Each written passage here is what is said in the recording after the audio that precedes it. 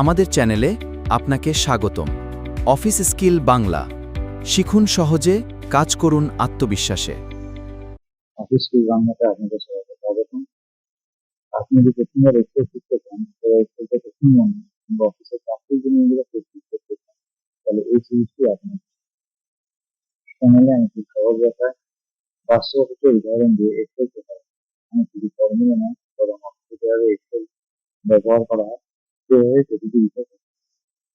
আজ আমাদের বিভিন্ন ক্লাস প্রথম দিন, তাই আমরা একদম শুরু করবো। প্রথমে জেনে নিন এক্সেল আসলে কি।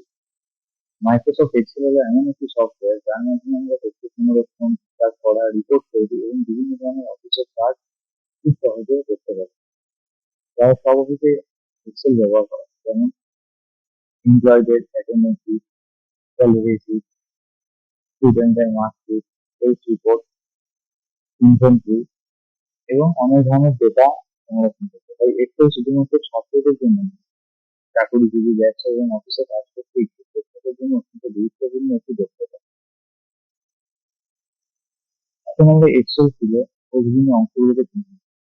আপনি যে সম্পূর্ণ এক্সেল ফাইলটি দেখছেন সেটিকে বলা হয় ওয়ার্কবুক। একটি ওয়ার্কবুকের মধ্যে একাধিক শীট থাকতে পারে।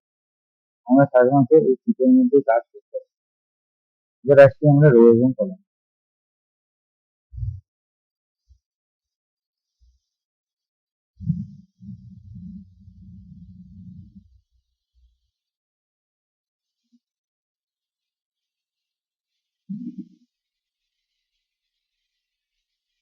যে লাইনগুলো ডান ডান বাম দিকে রয়েছে সেগুলোকে বলা হয় রো।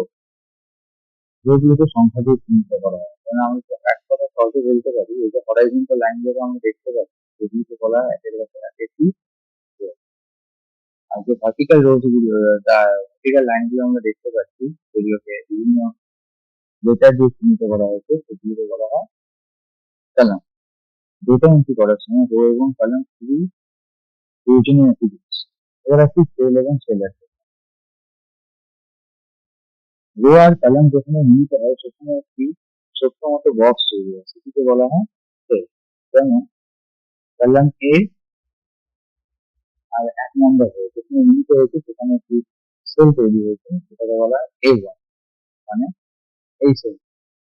ঠিক আছে, আর ঠিক যেমন আমরা যদি এই সেলটি চাই, এই সেলটি কোথায় আছে, এই সেলটি হচ্ছে আমাদের বি কলামে 4 নম্বর, তাহলে এই সেলটির অ্যাড্রেস কত হবে, B4। প্রতিটি সেলের নিজস্ব ইউনিক অ্যাড্রেস থাকে, যেটা দিয়ে আমরা সেটিকে চিহ্নিত করতে পারি। এখন আমরা এক্সেল একটি ছোট মতো উদাহরণ দেখি। আমরা কয়েকটি সংখ্যা লিখছি।